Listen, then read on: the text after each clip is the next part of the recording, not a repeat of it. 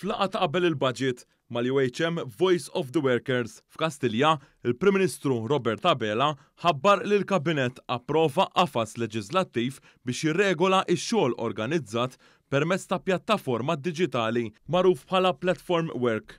Dwar dan il-Prim Ministru spjega li l-prinċipji ta' dan il-qafas fosthom li jirregolaw il-kuntratt tax-xogħol u l-salarju ma jistax ikun inqas mill-paga minima fost drittijiet oħra bħal leave u l-leave tal-mart. Min-naħa tiegħu il-kap eżekuttiv tal-UHM Joseph Vella għadda numru ta' proposti lill-Gvern u saħaq fuq għan komuni għall-Gvern u l-Unions dik tat-titjib fil-kundizzjonijiet tax-xogħol tal-ħaddiema hawn laqa b'sodisfazzjon dak li kien għadu kif ħabbar il-Prim Ministru Robert Abela fuq il-Platform Workers u qal li l-ħaddiema f'dan is-settur qed jagħtu servizz lindara u baqa' wieħed kostanti anke wara l-pandemija. Intant flaqa oħra ta' qabel il-budget fil-Berġa ta' Kastilja mal-Kamra tal-Kummerċ, il-Prim Ministru Robert Abela saħaq fuq il-ħtieġa li jibqa' jiġi iffaċilitat in-negozju.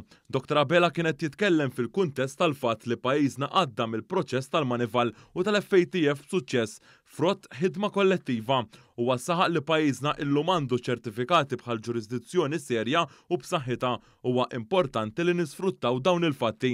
Dawn il-kisbiet iridu jkunu il-bażi biex inkomplu noħolqu ambjent fejn wieħed jista' jinvesti u jkabbar in-negozju tiegħu, saħaq il-Prim Ministru.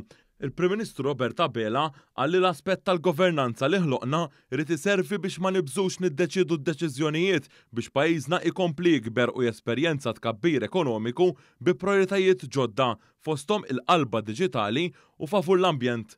Min-naħa tagħha il-Kamra tal-Kummerċ permezz tal-President Marisa Xwiereb tat preżentazzjoni tal-proposti tagħha l-budget hija spjegat li d-dokument li tippreżenta il-Kamra tal-Kummerċ iħares fit-tul u sar wara konsultazzjoni wiesa fi gruppi ekonomiċi fi ħdan l-istess Kamra.